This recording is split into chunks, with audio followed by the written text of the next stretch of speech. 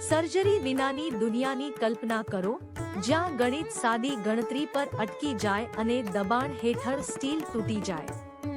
પ્રાચીન ભારતની ક્રાંતિકારી જ્ઞાન પ્રણાલીઓનો સામનો કરતા પહેલા વિશ્વના મોટા ભાગની આ વાસ્તવિકતા હતી. આ વારસો સમજવામાં એક ગણિત છે. 5 મીટર સદીમાં ગણિતશાસ્ત્રી બ્રહ્મગુપ્ત એ પ્રથમ વ્યક્તિ હતા જેમણે શૂન્યને માત્ર એક પ્લેસહોલ્ડર તરીકે નહીં, પરંતુ તેની પોતાની મિલકતો સાથેની સંખ્યા તરીકે ઇતિહાસનો માર્ગ બદલી નાખ્યો. આના પર બિલ્ડિંગ, દશાંશ સ્થાનમૂલ્ય સિસ્ટમ જટિલ ગણતરીઓ સરળતાથી કરવા માટે પરવાનગી આપે છે. આ કાર્યક્ષમ ફ્રેમવર્ક વિના એલ્ગોરિધમ્સ કે જે આપણા આધુનિક કમ્પ્યુટર્સ અને ડિજિટલ જીવનને ચલાવે છે તે અસ્તિત્વમાં નથી. દવાના ક્ષેત્રમાં આગળ વધતા અમને સુશ્રુત સર્જરીના પિતા મળે છે. 2100 વર્ષ પહેલા તેમણે સુશ્રુત સંહિતાનું દસ્તાવેજીકરણ કર્યું હતું, જેમાં 120 થી વધુ સર્જિકલ સાધનો અને રાયનોપ્લાસ્ટી જેવી તકનીકો પ્લાસ્ટિક સર્જરી પશ્ચિમના ઘણા સમય પહેલા વિગત આપવામાં આવી હતી. તેમની તબીબી નિપુણતા આયુર્વેદ હતી. આ સિસ્ટમ માત્ર લક્ષણોની સારવાર કરતી નથી, તે આહાર, યોગ અને હર્બલ ઉપચાર દ્વારા સર્વગ્રાહી નિવારણ પર ધ્યાન કેન્દ્રિત કરે છે, જે આધુનિક સુખાકારીનો ખ્યાલ ફક્ત હવે ફરીથી શોધી રહ્યો છે.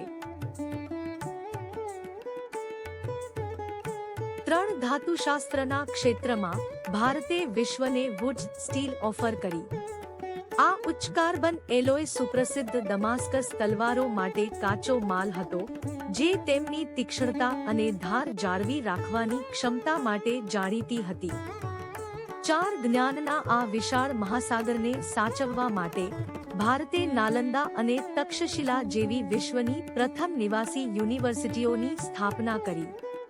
આ સંસ્થાઓએ વિશ્વભરના વિદ્વાનોને આકર્ષ્યા, પ્રાચીન વિશ્વના આઈવી લીગ તરીકે કામ કર્યું.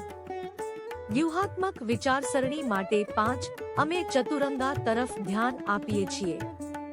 ગુપ્તા સામ્રાજ્યમાં ઉદ્ભવેલી આ રમત આધુનિક ચેસમાં વિકસિત થઈ, જે નેતાઓની પેઢીઓને તર્ક, વ્યૂહરચના અને દૂરદર્શિતા શીખવે છે.